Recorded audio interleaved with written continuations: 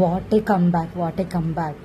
నేను వాళ్ళు వీళ్ళు రివ్యూస్ చెప్తుంటే ఏదో అనుకుని మూవీకి వెళ్ళాను. నాకైతే ఎక్కడా బోర్ కొట్టలేదు, ఎక్కడా బాగాలేదు అని లేదు. చాలా అంటే చాలా బాగుంది అండ్ కంప్లీట్గా ఎమోషనల్ అయిపోయాను నేను మూవీ చూసి. రవితేజ గారు మీ నుంచి మేము కోరుకునేది ఇలాంటి మూవీసేనండి. కామెడీ పేరుతో ఆ క్రింజ్ మూవీస్ చేయడం ఆపేసి ఇలాంటి ఒక మంచి మంచి మూవీస్, ఫ్యామిలీ ఓరియంటెడ్ మూవీస్ చేయండి. ఖచ్చితంగా మేము సపోర్ట్ చేస్తాము. ఫ్యామిలీ ఆడియన్స్ డెఫినెట్గా సపోర్ట్ చేస్తాను మీకు ఇట్లాంటి మూవీస్ మీరు చేస్తే.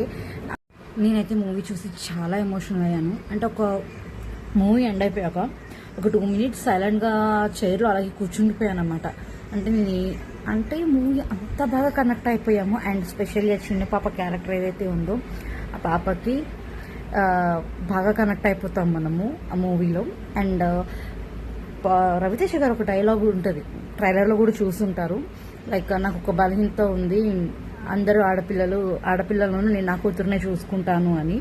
సో ప్రతి ఒక్కళ్ళు కూడా అలాగే అనుకుంటే చాలా అసలు అమ్మాయిల మీద జరిగే సగం దారుణాలన్నీ ఆగిపోతాయి. అండ్ మూవీలో చూపించినట్టుగానే మన పిల్లల్ని చాలా ధైర్యంగా పెంచాలి, నోరు మూసుకొని కాదు, అన్నీ ఎక్స్ప్రెస్ చేసే విధంగా, పేరెంట్స్కి అన్నీ చెప్పుకునే విధంగా మనం వాళ్ళని పెంచాలి అని ఒక మంచి మెసేజ్ ఇచ్చారు. డెఫినెట్గా ఫ్యామిలీ ఆడియన్స్, ముఖ్యంగా ఆడపిల్లలు అండ్ ముఖ్యంగా ఫాదర్తో స్పెషల్ బాండింగ్ ఉంటుంది కదా, అలాంటి అమ్మాయిలు ఖచ్చితంగా ఈ మూవీ చూడాలి. మీరు చాలా బాగా కనెక్ట్ అవుతారు. అండ్ ఒక విషయం చెప్పాలి, మూవీ మ్యాటర్స్ ఏదైతే ఉన్నాడో అసలు నిజంగా ఆ రివ్యూవర్కి సినిమా ఎట్లా ఉంటే నచ్చుతుందో నాకు అర్థం కాదు.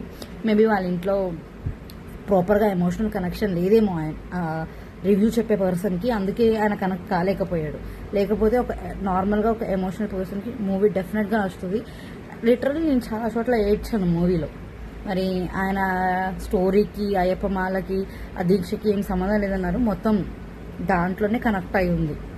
చాలా అంటే చాలా బాగుంది మూవీ. ఇట్లాంటి పిచ్చి ఫేక్ రివ్యూస్ విని మాత్రం మూవీకి వెళ్ళకుండా మానేకండి. డెఫినెట్గా అందరూ చూడాల్సిన మూవీ ఇది.